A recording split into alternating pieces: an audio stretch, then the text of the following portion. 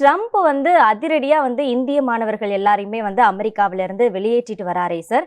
இது வந்து என்னதான் நடக்குது? அவர் என்னதான் எதிர்பார்க்கிறாரு சார்?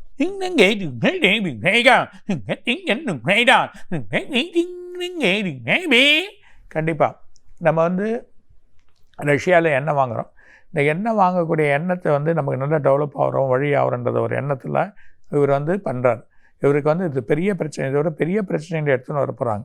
அந்த மாதிரி நிலைமைகள் ஏற்படுறத நம்ம பார்க்க போகிறோம். அதே நேரத்தில் இப்போ பிள்ளைகள் படிப்பு, அதனால் பிள்ளைகள் படிப்புக்கு சில கட்டணங்கள் உயர்வு, இன்னும் அதிகமான உயர்வுகள் ஏற்றக்கூடிய நிலைமைகள் ஏற்படும்.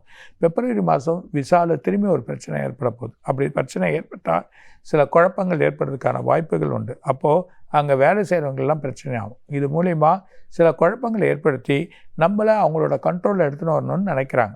ஏன்னா அவங்களோட தொழிலெலாம் நிறைய பாதிப்பு ஏற்படுறதுனால அவங்க போட்டிருக்க அந்த வரினால தான் அந்த தொழில் பாதிப்பே ஏற்படுறது. அதனால தான் இந்த பிரச்சனைங்க வருது. ஆனால் நம்ம தொழில் வேறு வழியாக போகிறதுனால பிரச்சனை இல்லாததுனால இந்த பிரச்சனையை உருவாக்கணும்னு நினைக்கிறாங்க. மிகப்பெரிய பிரச்சனையை உருவாக்குறதுக்கான வழி இருக்குது. ஆனால் இந்த பிப்ரவரி மாதம் இதுக்கும் இந்தியாவுக்கும் அமெரிக்காவுக்கே சில பிரச்சனைகள் ஏற்படுறதுக்கான வாய்ப்பு வரும். சில வார்த்தை வழிகள் பிரச்சனைகள் ஏற்பட்டு சில குழப்பங்கள் ஏற்படலாம். அதுக்கு முன்னாடி சில சுமூகமான விஷயங்கள் பேசி நடந்தாலும் பிரச்சனைகள் அதிகமாக இருக்குது. ஸோ மக்கள் கவனமாக இருக்கணும். ரெண்டாவது, அங்கே வேலை செய்கிறவங்க ரொம்ப கவனமாக இருக்கணும். சில விஷயங்கள் பிரச்சனையை உருவாக்கி டேக்ஸ் போடலாம். நிறைய குழப்பங்கள் ஏற்படுறதுக்கான வாய்ப்புகள் இருக்குது. ஸோ ரொம்ப உஷாராக இருங்கன்றதை சொல்கிறார். ஸோ இவர் போகிற போக்கு சரியில்லை.